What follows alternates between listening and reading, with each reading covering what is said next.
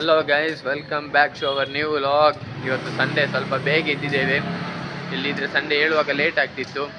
So ಊರಿಂದ ಬಾವ ಬಂದಿದ್ದಾರೆ. ಸೊ ಇವತ್ತು ಈಗ ಬೆಳಿಗ್ಗೆ ತಿಂಡಿ ಮಾಡಲಿಕ್ಕೆ ಮ್ಯಾಗಿ ತೊಗೊಂಬರುವಂಥ ಅಂಗಡಿಗೆ ಹೋಗ್ತಿದ್ದೇನೆ. ನೋಡೋ ಗೈಸ್ ಇವತ್ತಿನ ದಿನ ಹೇಗಿರುತ್ತೆ, ಏನೇನೆಲ್ಲ ಮಾಡ್ತೀವಂತ. Let's go guys. ಬೆಳಿಗ್ಗೆ ತಿಂಡಿ ಎಲ್ಲ ತಿಂದು ಮ್ಯಾಗಿ ಎಲ್ಲ ಮಾಡಿ ಮಧ್ಯಾಹ್ನ 1 ಗಂಟೆ ಆಯಿತು. ಪ್ರಜ್ವಲ್ ಒಂದು ಕಟ್ಟಿಂಗ್ ಮಾಡಲಿಕ್ಕೆ ಅಂತ ಹೋಗಿ 2 ಗಂಟೆ ಬಿಟ್ಟು ಬಂದಿದ್ದಾನೆ.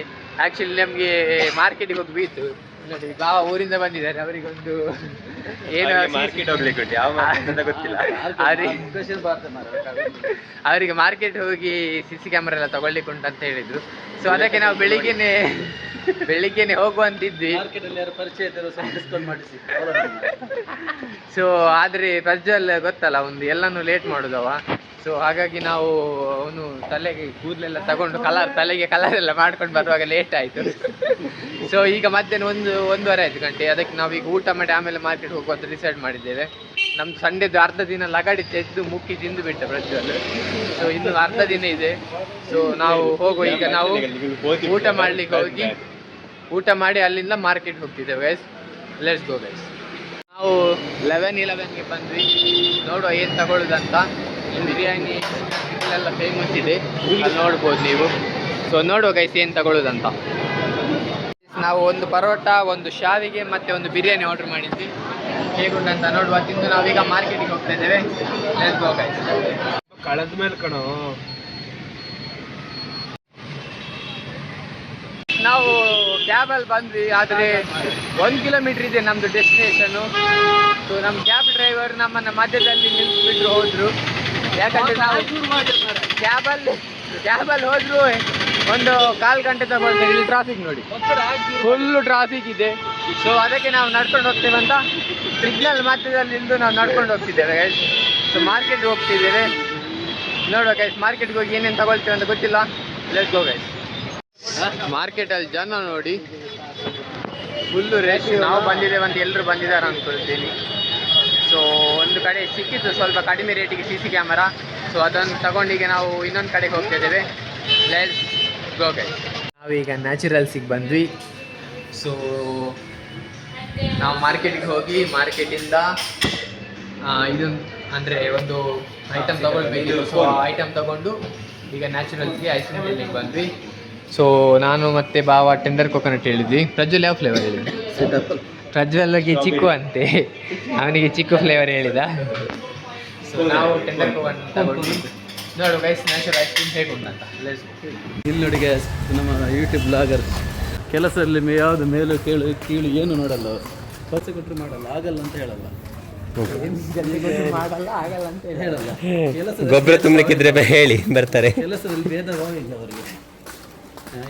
ಗೈಸ್ ನಾವು ಎಲ್ಲ ಸಾಮಾನೆಲ್ಲ ತಗೊಂಡು ಫೈನಲಿ ರೂಮಿಗೆ ಬಂದ್ವಿ. ಈಗ ಮಟನ್. ಸೊ ಊರಿಂದ ಬಂದಿದ್ದಾರೆ, ಅದಕ್ಕೆ ನಾವು ಸ್ಪೆಷಲ್ ಮಟನ್ ಮಾಡ್ತಿದ್ದೇವೆ. ಫಸ್ಟ್ ಟೈಮ್ ನಾವು ಮಟನ್ ಮಾಡ್ತಾ ಇರೋದು ರೂಮಲ್ಲಿ. ಸೊ ಈಗ ನಾವು ಚಕ ಅಂತ ಎಲ್ಲ ಮಸಾಲ, ನೀರುಳ್ಳಿ, ಟೊಮೊಟೊ ಎಲ್ಲ ಪೀಸ್ ಮಾಡಿ ನಾವು ಮಟನ್ ಮಾಡುವ ಗೈಸ್. ನೋಡುವ ಹೇಗಾಗ್ತದೆ ಅಂತ. ಮಟನ್ ಎಲ್ಲ ರೆಡಿ ಆದ್ಮೇಲೆ ನಿಮಗೆ ತೋರಿಸ್ತೇನೆ. ಈಗ ಪಟ ಅಂತ ನಾವು ಪ್ರಿಪೇರ್ ಮಾಡುವ ಗೈಸ್. Let's go.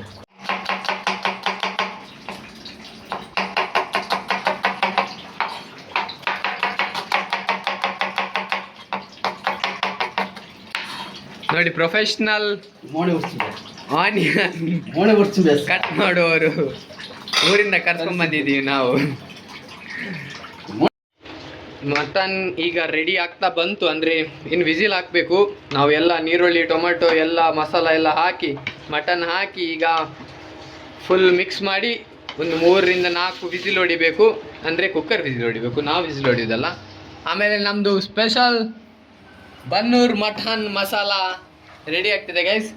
ಸೊ ಆಮೇಲೆ ಫೈನಲಿ ರೆಡಿ ಆದಮೇಲೆ ನಾವು ಹೇಗಿದ್ದ ಅಂತ ನೋಡುವ, ಟೇಸ್ಟ್ ಮಾಡಿ ಹೇಳ್ತೇವೆ. ಫಸ್ಟ್ ಟೈಮ್ ನಾವು ಮಟನ್ ಮಾಡ್ತಾ ಇರೋದು. ಸೊ ನೋಡುವ ಗೈಸ್ ಹೇಗೆ ಔಟ್ಪುಟ್ ಬರ್ತದಂತ. Let's go guys.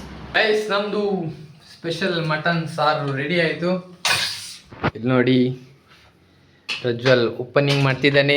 ಹೇಗೆ ಬಂದು ಇಲ್ಲಿ ನೋಡಿ gas special mutton masala. Wow, crazy ಬಂದಿದೆ ಗೈಸ್, ಕ್ರೇಜಿ ಬಂದಿದೆ. ಏನು ನೋಡ್ತಿದ್ಯಾ ಮತ್ತೆ ಪೀಸ್ ಇಲ್ಲಿ ನೋಡಿ ಗೈಸ್ ಹೇಗೆ ಬೆಂದಿದೆ ಅಂತ ಮಾಸ ಬೇಯ್ದಿದೆಯಲ್ಲ. ಟೇಸ್ಟ್ ಮಾಡುವ ಗೈಸ್. ಬಿಸಿ ಉಂಟು ಗೈಸ್, ಆಗ್ತಾಯಿಲ್ಲ ತೆಗಿಲಿಕ್ಕೆ, ಆದರೂ